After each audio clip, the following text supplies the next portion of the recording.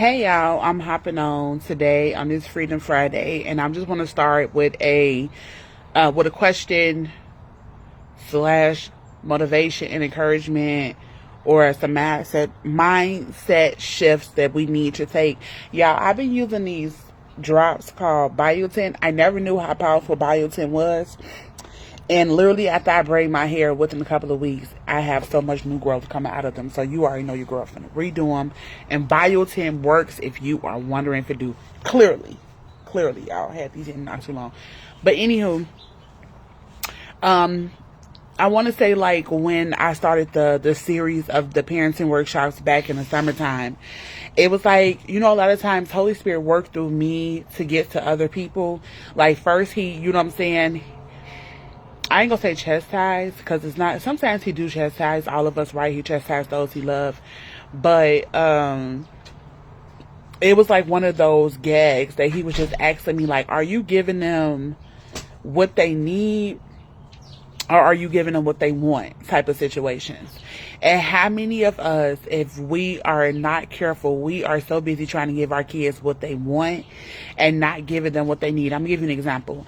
Imagine a mom, right? She give her kids everything, all the clothes, the shoes, everything, right? Do not come through this camera no more. Okay. We give our children everything, right? Clothes, shoes, and all the materialistic things. But we never think, I know for me, I never thought, because I didn't have those things growing up, like those emotional needs. Like, my financial needs was met, like, over and beyond. Like, I was the baby. My dad, you know what I'm saying? He had a nice job, what they say, like, American life, like, you know what I'm saying? American life. That's so funny. But, you know what I'm saying? He worked in the mill, so, money wasn't, like, short with us. But when it came to, like, our emotional needs, expressive skills, we didn't have that coming up, right? And I found myself overcompensating my kids with, you know what I'm saying, like, monetary things, and I was not giving them what they need emotionally, right? And it brought me back to when I went to school for childhood development. And I remember we had to study this law, and it's called the Maslow law. I know I'm saying it wrong. And it's the pyramid. I just posted it inside the group. And basically, this pyramid do not. Basically, unless you're going to crawl back because you don't have the proper go down. Basically, go, because I'm covering you. Go. Basically, what he did was he did a study, right, of I don't know why when my son come outside, you know what I'm saying, with hardly nothing on, like, bro. But he did a study to show that what our kids need coming up, and how if these things are not met on this pyramid, that they will grow up with different problems, right? And a couple of things that he had on this, y'all, let me just say, I am so excited that I am in this son. When I tell you this son feels so good, if you are someone, if you did not know, for many years I suffered from anxiety and depression. And one of the things I learned on my healing journey is nature is therapeutic. Like, one of my sisters in Christ sent me this video. Like, I wonder, was the hippies on to something years ago, minus the weed smoking? And I was like, definitely they was onto something. Because if y'all remember the hippies, like, they stayed in nature, you know what I'm saying, kumbaya, you know what I'm saying. I don't think God will promote us to smoke weed, but you know what I'm saying, they believe, like, in meditation, they believed in, you know what I'm saying, being in the nature. And one of the things on my healing journey I discovered is nature is so therapeutic and so healing. So the sun being on your brain, if you would just go outside and get dead smack in the sun, I kid y'all not, I kid you not, it will feel like your brain is opening up, and like as if like the brain is feeding you what you need. And what you don't understand is, like, when you are a vitamin D deficit, that actually triggers depression and anxiety in a person. So the sun give you what those nutrients that you don't have. When you think of yourself, I want you to think of yourself as a plant. And that's exactly how our kids is. Our kids are plants, and whatever we feed them, that's the fruit that we're going to get back, right? So back to my story. So I went to school for that, and we had to study this pyramid. And on this pyramid, you have to give your child these things. You have to give them safety, esteem, psychology, like their psych, like, you know what I'm saying, like encouragement, you know what I'm saying, helping them know about their help them with their mental health, self-activation, esteem, love, belonging, acceptance. And when I saw that acceptance, y'all, that really, really like threw out to me, because I don't think y'all understand, like, when we are constantly like contradicting our kids, or we are constantly correcting our kids, right? Hey D, when we are constantly correcting our kids, we are giving them this sense of they don't belong. We don't understand that we're doing this to them, because I didn't understand until I got older that we are literally giving our kids, and we're telling our kids, like, one of the things that one of my parents always used to say, like, you need to be like the other kids. Like, that was his way of like chastising us. Like, you need to be like the other kids. Like, they don't do this, they don't do that. And as a child, right, that filtering inside of a child, even though it was funny, we thought it was funny coming up, I didn't know internally I took that as I wasn't enough. And so when you take that information and you're by your parents saying that you need to be like this child, or you need to be more like them, or you need to be like this, internally as a child, you're thinking that you're not enough. You're thinking that you don't, you know what I'm saying, everybody else is better than you. So or you grow up feeling like you are a burden, or you was a burden towards your parents, right? And so a lot of times, you know what I'm saying, when we correcting our kids, we're not realizing that we're giving them these complacency, or we giving them off this type of energy that, you know what I'm saying, that we don't accept them. And what happens is they go out in the world and they start rejecting themselves. Do you know it's something called self-rejection? So you start rejecting yourself, because if my parents don't accept me, if my grandparents don't accept me, surely I will never accept me, right? And even if you know what I'm saying, you didn't get validated as a child, and your emotions and your feelings was not valid, or it felt like they just threw you off what you were saying, or made you feel less than, guess what? You're going to grow up and you're going to feel like your voice does not matter. You're going to feel invalid. You're going to feel like it doesn't matter how you feel, and you're going to always let people just walk over you and do and say whatever, right? So this pyramid that he developed for us to give our kids, he also said that we need to give our children a sense of safety, right? So this sense of safety is not just in financial and monetary substance. This safety is safe within their self. This safety is safe within their mindset, that you're able to realize that something is wrong with your child, or you're able to realize that they're suffering internally. Our children, we will only, I know for me, right? I didn't realize when I was in my relationship, if many of you do not know, I was in an abusive relationship for 13 years. I didn't realize the inner turmoil that my children was going through by me being in that relationship, until I got out of it and I started having these open discussions with them.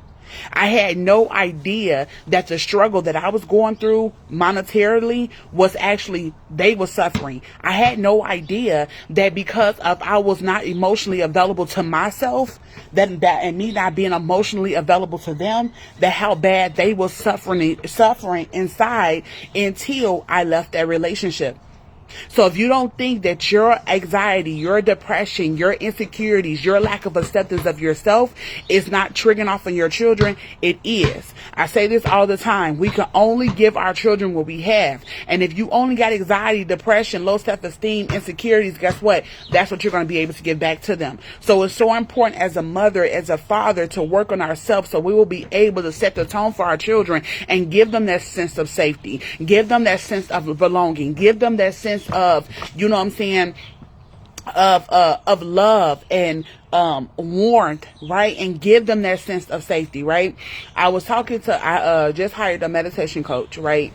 And and the more I learn from her, you guys, I will come back and I will report to the group, right?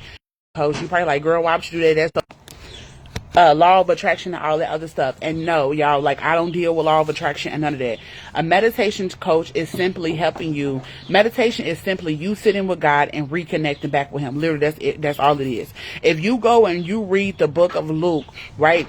when Jesus was transfigured, where was he at? He was on the mountain, solitude, away from everybody, praying. So meditation allows you to get in that secret place with God, to be able to tap into your innermost parts of who you are and reconnect back with him. And one of the things that she said to me, as me and her was converting, and she was showing me these tools, so you know what I'm saying, to be still and to reconnect with and just tap into the inner calm. She said, Shanice, what is one of your goals? And I'm gonna be honest, y'all, I didn't even know this was one of my goals. This was one of those, once again, getting back into that stillness with God, that he will be able to understand what you're saying. Yes, meditation is grounding yourself. And I don't know why a lot of like Christians, they really, really like frown upon it. And I did that too. I frowned upon it like, girl, I'm not, that's new age. Y'all, meditation is simply you being still with God. And as she helped me to get in this place of stillness, the answers that was already in me that I said I didn't have started coming out. And one of the things that she said to me was, she said, Shanice, what is one of your goals? I said, to be safe within myself. I said, because if I'm safe within myself, then I will be able to give my children a sense of safety. And she was like, that was so powerful. But as I meditated on that when I left, what does that mean? If I'm safe within myself and I'm not anxious, if I'm not on edge, if I'm not irritable, then guess what? My children will not walk around on edge, and they will not feel like they have to be anxious either, because they feel like they have a safety around me. Our kids feed off our energy. So if I'm walking around on eggshells, you know what I'm saying, like, then guess what? They're gonna feel they're gonna feel that, and they're gonna feel like, oh, I have to be on guard because mommy's on guard, so evidently we're not safe, right? So when you look at this grass, yes, being safe within yourself and stable, baby, that is so important. And the more I start to heal, and the more I start, like, I remember it was a time, I'm not gonna keep y'all long, so I'm gonna wrap it up. I remember a time my son was in therapy when he first got diagnosed with ADHD, right? And the therapist always kept on looking at me, and I'm like, hey, well, you know what I'm saying? Why you keep on looking at me every time you ask homeboy, you know what I'm saying, something was going on? And I realized, like, oh, my son wasn't the problem. I was the problem. And as parents, once we start recognizing that, like, sometimes it's not even our kids, we're the problems. And as we start developing and healing and becoming who God called us to be, our kids are just going to fall into place. Why? Because we are their first leadership. We are their first leadership. We are their leaders, and they look up to us. So whatever we give them, that's what they're going to give back to the world.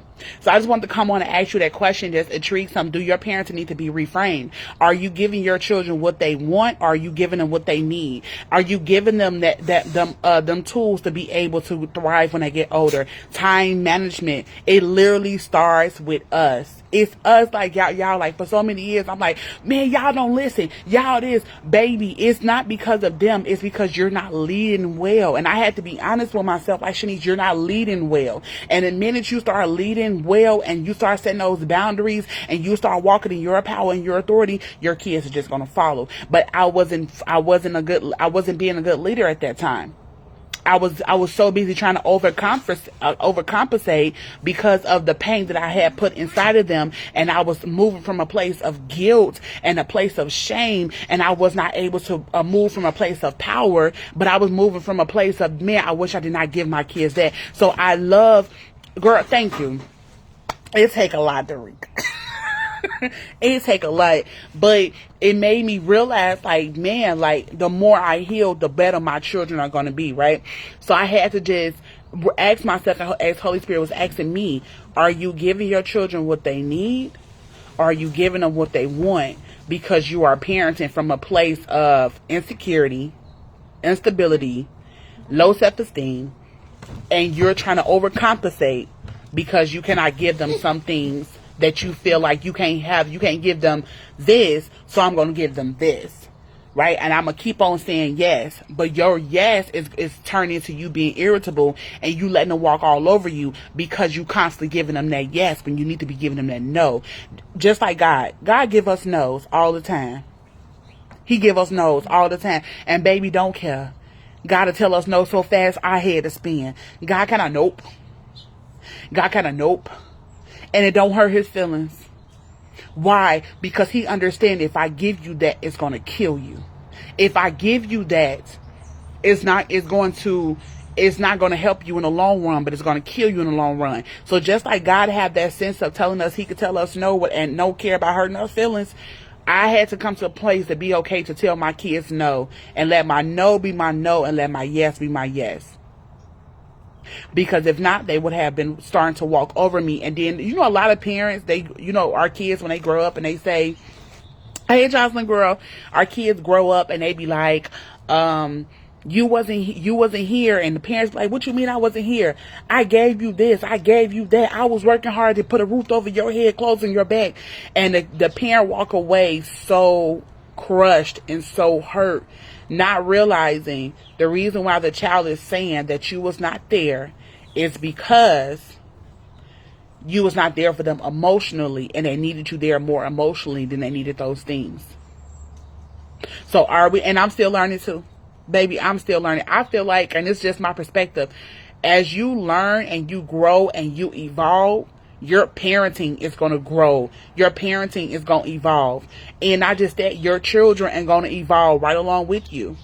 That's why I stand on her. Healed, evolve, and resilient. You're evolving. If you're not revolving, you're staying the same. You're staying stagnant. So as I didn't realize, as I was evolving as a person, my parenting now needed to evolve, because I was no longer that woman no more. Letting people walk over me, people pleasing, overcompensating, overgiving. You know what I'm saying? Overthinking, being anxious all the time. I was evolving to a more grounded, more stable, more loving mom. So now my boundaries had to change with my kids. The way I showed up in my parenting had to begin to change. But as I began to change, my children's behavior started changing. My son that was once diagnosed with ADHD, baby, he's a whole different kid now. You can't even tell that man have it. He's a whole different kid now. We still working on organization with him, but he's evolving. My son that had ASD, he's evolving, right? My daughter that's very, very anxious all the time, she's evolving. Why? Because mommy is evolving. Girl, it definitely shows in your baby. That's a grown woman. That's not even Casey, not even in the third grade, baby. She's 33, going on 40. Okay. Yes, you find yourself, and me too. I was overcompensating, right? Because I felt like, okay, they're dead now here to do his part, so let me go ahead and do a little bit more here. At the end of the day, no matter how much I do, I could never feel that void of them having a father. And no matter what you do, you will never be able to feel that void of her having a father. But what you can do is be the best version of yourself. I think this thing, it said that, what did it say? It said, stop focusing on so much. Thank you, Jocelyn. Stop focusing on so much of the father not being there. Because what did it say? It didn't say that. It said, no, it said a child does not need a father as much as they need as a healed mother. Do you know? Yes, we could never carry the responsibility of their father. And I had to understand it. Like, I can never carry that. I can't fill that void. Only God can fill that void. And by me overcompensating, baby, that's not doing nothing but hindering them, and that's not helping them thrive in any type of way. But what I can do is be the best healed version of me. Apologize when I need to apologize. Go have a break when I need to have a break. Regroup when I need to regroup. Pour into them as I need to pour into them. And guess what? Oh, thank you, Derica. And guess what? They're gonna be able, when they get older, they gonna be like, you know what I'm saying, y'all. God would be what their father could never be. Could never. Okay? So that's just what I want to hop on today and talk about on this Freedom Friday. What is something, are you giving your children what they need, or are you giving them what they want? And what shifts you need to make as a parent to give them what they need so they can thrive emotionally, psychologically, safety. And I'm going to say this, if you're a mom and you can't provide for your children financially, I am going to say this to you, baby, let me tell you something. If you give that baby love, amount of love would override an extra sandwich in their refrigerator. Cindy Trim, if y'all don't know who Cindy Trim is, go follow her. She's a powerful woman of God. She said they grew up so poor. She said they grew up so poor. She said, but the love in the house overexceeded the money that they did not have. So if you're a mom, you may not have that monetary money. You may not have that money, baby. But guess what?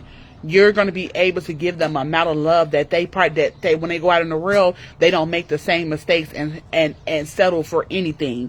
Take it to a person like girl, she is so powerful. I grew up and we was like I ain't gonna say rich, but you know what I'm saying? Like we didn't lack at all.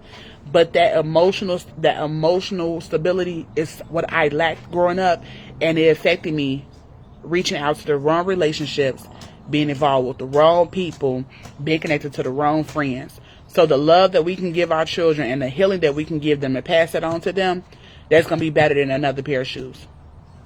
So I love y'all, and I'll be back tomorrow with my self-care tips. See y'all.